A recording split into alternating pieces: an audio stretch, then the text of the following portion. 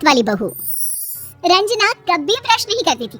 उसे कितनी बार उसके माँ बाप ने डांटा, लेकिन उसका कोई असर उस पर होता ही नहीं था, जिस कारण से उसके दांत पीले पीले हो जाते हैं शादी के बाद। अरे बहू, वैसे तो तुझ में कोई कमी नहीं है, पर तेरे दांत इतने पीले कैसे हैं बेटा?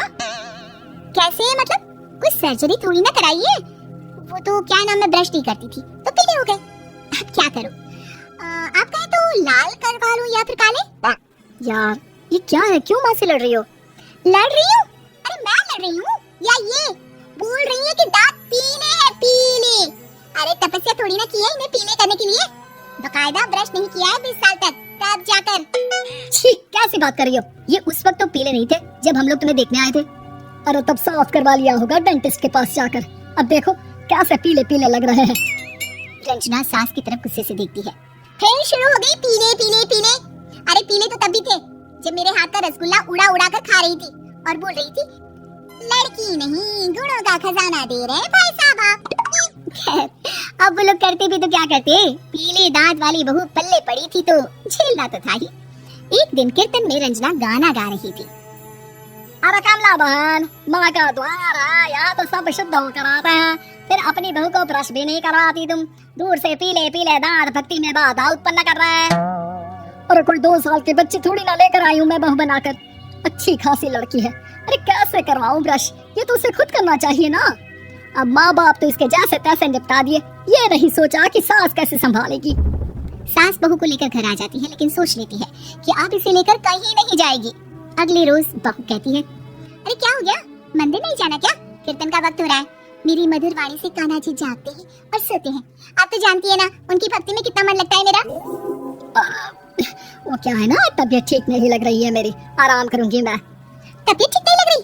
अभी तो मिथुन के गाने पर नाच रही थी आप, और आप बोल रही है कि तबीयत ठीक नहीं लग रही। अरे भक्ति में मन लगा लो सासू माँ, ऊपर जाना है, क्या मुंह दिखाओगी आप? हाँ? सास को बहू की बात पर गुस्सा आ जाता है। मैं क्या मुंह दिखाऊंगी, इसकी चिंता तो ना कर, समझी? अपने मुंह की चिंता कर, जो ये पीले पीले दांत लेकर हर जगह पहुंच जाती है। पता है लोग कितना मजाक बनाते हैं। ना जी ना, मैं नहीं जाना कहीं तेरे साथ। तो ये बात है, कोई ना, मत जाओ, मैं अपने कमरे में ही बैठकर भक्ति कर लूंगी।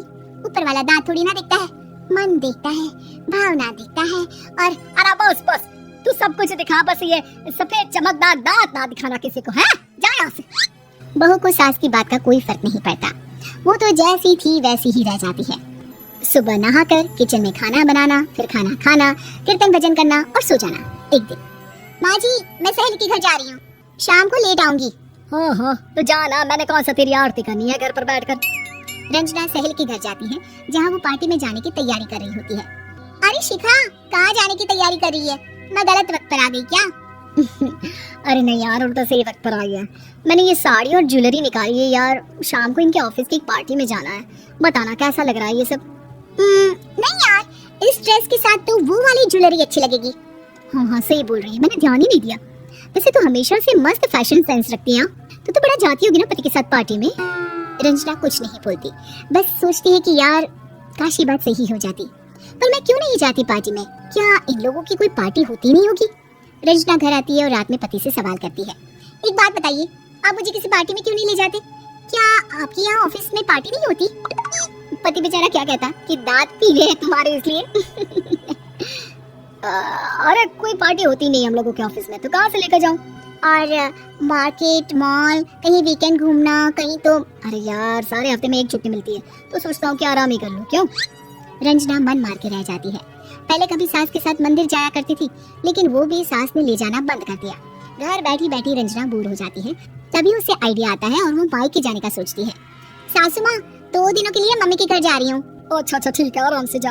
और हाँ, माँ से कुछ अच्छी आदत सीख कर आना कि कैसे शरीर के हर भाग की तरह दांतों की सफाई भी जरूरी होती है, समझी? शुरू हो गई ना आप? वो लोग आपकी तरह नहीं है कि छोटी छोटी बात का बतंगड़ बना दे। उन लोगों के लिए मैं मायने रखती हूँ, ना कि मेरे पीले पीले दांत। रंजना माँ को बिना बताए उन लोगों को सरप्राइज देती है, लेकिन जैसे ही वो दरवाजे पर पहुँचती है, अंदर देखती है कि घर वाले कहीं जा रहे होते हैं। अब माँ, काश रंजना दीदी के दांतों वाली प्रॉब्लम नहीं होती, तो वो भी हम लोगों के साथ चलती ना बुआ जी की बेटी की शादी में। हाँ बेटा, लेकिन अब उसे कौन समझाए कि उसको उसके पीले दांत नहीं दिखते, लेकिन उसके आसपास के लोगों को कितना एम्बैरेसिंग फील कराते हैं। मुझे तो कितनी बार उसके स्कूल की टीचर ने शिकायत की कि उसके साथ कोई लड़की बैठना भी नहीं चाहती, और ना ही कॉलेज में कोई उससे बात करना चाहता था। लेकिन पता नहीं क्यों उसे ये बात समझ में नहीं आती। कोई कमी नहीं है उस लड़की में, बस यही कि दांत पीले हैं। वो तो भला हो जीजा जी और उनकी माँ का, जो दीदी को जैसी है वैसे ही रखा हुआ है। रंजना को अपने घर वालों की बात सुनकर बहुत दुख होता है। वो सोचती है कि वो क्या करे, लेकिन फिर वो सीधा डेंटिस्ट के पास जाती है, अपने दांत चमकाती है और कसम खाती है कि वो रोज ब्रश करेगी। अरे क्या हो गया, तुम तो 2 दिनों के लिए गई थी ना, पर कोई ना, अच्छा है चलो आ गई तो। रंजना सास के सामने आकर खड़ी हो जाती है और पूरी स्माइल करती है, उसके चमकदार दांतों को दिखाती हुई। चले मंदिर। माँ मुझे माफ कर दीजिए, मैंने आप लोगों को बहुत एम्बैरेसिंग फील करवाया। मैं आज से रोज ब्रश